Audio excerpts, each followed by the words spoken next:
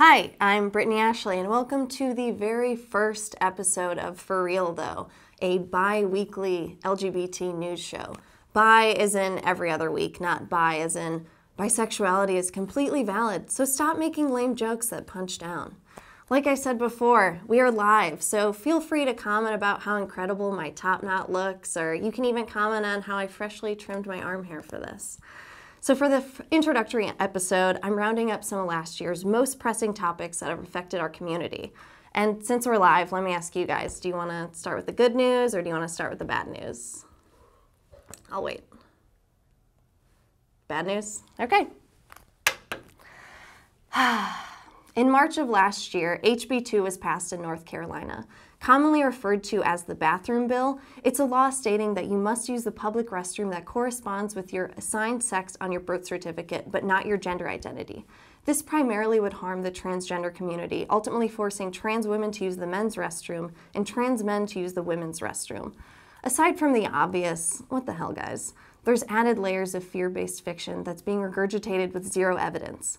Supporters of this discriminatory bill have tried to say that sexual predators take advantage of non-discrimination laws and policies by attacking women and children in public restrooms, which makes a harmful and completely unfounded correlation between predatory behavior and just being trans. Last April, the American Family Association started a boycott campaign against a certain store over their inclusive transgender bathroom policy. For legality issues, I can't tell you which store it was, but let's just say that they were targeted very unfairly. A statement from the AFA said that the policy means a man can simply say he feels like a woman today and enter the women's restroom, arguing that men can be disguised as women or faux trans people and be allowed into the women's restroom to sexually assault them. Faux trans people? That's just not a thing. However, if you do look at the facts of sexual violence, 98% of the time it's a male perpetrator who didn't have to dress up as anything but himself to sexually assault women. Men who dressed up as fellow college students, as your friends, as boyfriends or husbands. If the AFA and supporters of the bill actually cared about protecting women, they wouldn't create imaginary predators, they would help protect us against the real ones. So AFA, keep your hateful ass out of my favorite discount store retailer. More reasonably priced electronics and tasteful tank tops for me. So let's talk about facts. You know, those things that no longer exist to the current administration. There is absolutely no evidence that suggests a correlation between a spike in assaults and allowing trans people to use the restroom that corresponds to their gender identity. However, what we do have evidence of is how common it is for trans people themselves to be harmed in public restrooms when there aren't policies protecting them. In a survey of trans and gender nonconforming Americans conducted by UCLA, 70% of respondents reported being denied access, being verbally harassed, and even being physically assaulted in public restrooms. Not only that, but trans women, more specifically trans women of color, are the population most at risk for gender-based violence. Ultimately, this bill twists the victim into the predator. That's insane. The bill was signed and championed by North Carolina Governor at the time, Pat McCrory. Lawyers have told me that I am only allowed to refer to Pat McCrory as North Carolina Governor at the time, Pat McCrory. This sad, sad boy thankfully lost re-election in November, but refused to concede. He cried voter fraud and claimed that dead people had voted for his opponent. Pat, honey, just because you are not woke, it doesn't mean that people who oppose you are dead. I messed that up, but that's the beauty of going live, isn't it? But now, with kind-eyed Democrat Roy Cooper as governor, repealing the bill is high on his list for North Carolina.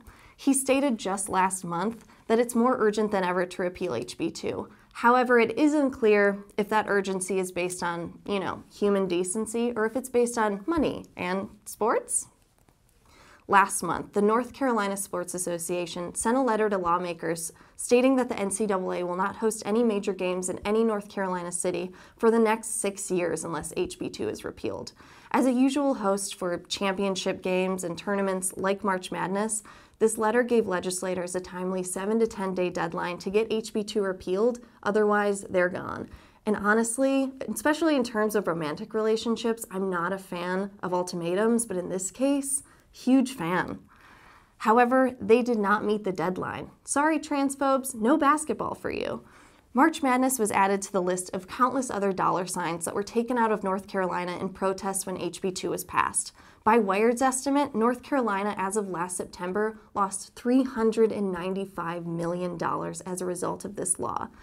Damn, with all that money, they could have spent it on building single-use, gender-neutral bathrooms with golden toilet seats, bidets, and mini TVs that play transparent nonstop. Or I suppose they could have avoided this whole mess by, letting trans people use the bathroom that corresponds to their gender identity like goddamn human beings. And then in November came the election. Whew, it started as a hopeful night, one that should have ended in tear-filled declarations of feminism and equality, maybe some trust falls, and probably getting laid in the name of democracy. But much like my celebratory I'm with her funfetti cake, I remained untouched and on the kitchen floor for the next week or so. Immediately following the election, fear in the LGBT community spread like a trash fire. But it didn't just stop at Trump being elected. The new, gotta get used to saying this, the new president appointed long-standing opponents of the LGBT community like alt-right Steve Bannon as the White House chief strategist. Even Trump's running mate, now Vice President Mike Pence was an advocate for gay conversion therapy. You know, that thing where they psychologically abuse you until you're straight again? And in early February, Senator Jeff Sessions became Attorney General. But let's talk about that guy for a second. In the past, Sessions has described the LGBT community as dangerous, explicit, and a threat to our American life. That's adorable. I think you meant to say gorgeous, resilient, and listens to this American life. He's voted against the Matthew Shepard and James Byrne Hate Crimes Act, was an opponent of Don't Ask, Don't Tell, and stated that hate crimes against LGBT people should be regarded as thought crimes. In his confirmation hearing, he was asked about his comments in 2009 regarding protection for women and LGBT people. Quote, today, in 2009, I'm not sure women or people with different sexual orientations face that kind of discrimination. I just don't see it. Right, because if you don't see it, it doesn't happen. Well, I didn't see my ex-girlfriend from college cheat on me, but Mr. Sessions, it happened. It did happen. I'm still in therapy for that. By January, our standards for human decency got so low that when there was talks of an anti-LGBT executive order floating around the White House, but then it didn't happen, news outlets praised Ivanka Trump and Jared Kushner for being saviors. Headlines like Ivanka Trump and Jared Kushner helped thwart LGBT rights rollback. They stopped the reversal. They sank the order. They fought for the rights of LGBT people. Thanks? They're not heroes, people, and they're sure as shit not gay icons. They probably just didn't want to mess up their relationships with their interior designer friends who have good gold contacts.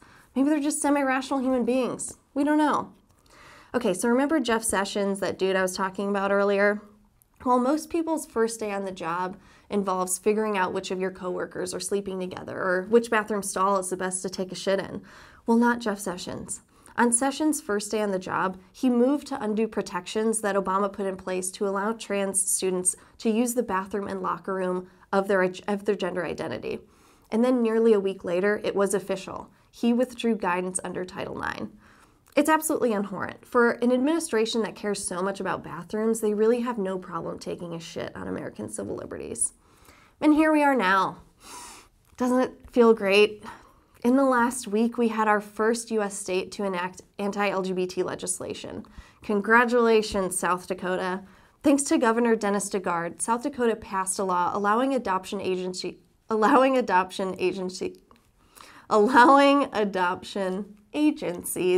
to turn away gay couples. Yeah, the best way to get back at gay people is to deny supportive and loving parents to children who are oftentimes abandoned, abused, or neglected. You guys nailed it. On to the good news. You guys still here? So believe it or not, a few good things did happen in the LGBT community this past year, mainly in pop culture. Moonlight, the incredibly moving coming-of-age tale about a gay black man, was the first LGBT-themed film to win Best Picture. It was incredible, my favorite film of the year. And then there was that touching National Geographic Gender Revolution cover that was sweet, yes? Oh, and then out actress Sarah Paulson won an Emmy for her depiction of Marcia Clark in The People vs. O.J. And in her speech, she said, "And Holland Taylor, I love you." That sent chills down our freshly waxed arms. And in surprising positive collegiate news, in mid-February, Alpha Chi Omega, an 132-year-old sorority, became the first in the US to welcome trans women into all of their chapters nationwide by lifting its previous ban, which is incredible. I just hope that next on their list is banning Melissa from ever talking about her ex-boyfriend again. Enough is enough, girl. Disney's live-action remake of Beauty and the Beast will feature an exclusively gay moment with Gaston's best bud and queer bro, LeFou. For any critics out there, I mean, come on, LeFou is not the first queer Disney character. I mean, for one, Jafar. Do you guys know any straight guys who wear jewels in their hats? And Ursula? Huge les. And Timon and Pumbaa were most definitely bi. But not surprisingly, some right-wing conservative groups have already started boycotting this film. Their loss. I mean, have fun not finding out how hot that feathers Dutch. Oh, God damn it. Let's do this one more time because it's live and this is my favorite joke. Their loss. Have fun not finding out how hot that feather duster is going to be when she turns into a human being. There we go. But lastly, one of the best things to happen this year was pro-LGBT rights protesters dancing all the way to Mike Pence's house. Glow sticks, Beyonce blasting, tutus. What I would have given to watch Pence try not to tap his loafer to love on top. Okay, let's be real. The bad news overwhelmingly outweighed the good news. But despite the shit tornado we're living in, thank you guys for watching the very first episode of For Real Though. I'm Brittany Ashley, and I'll be back every other Friday on LogoTV.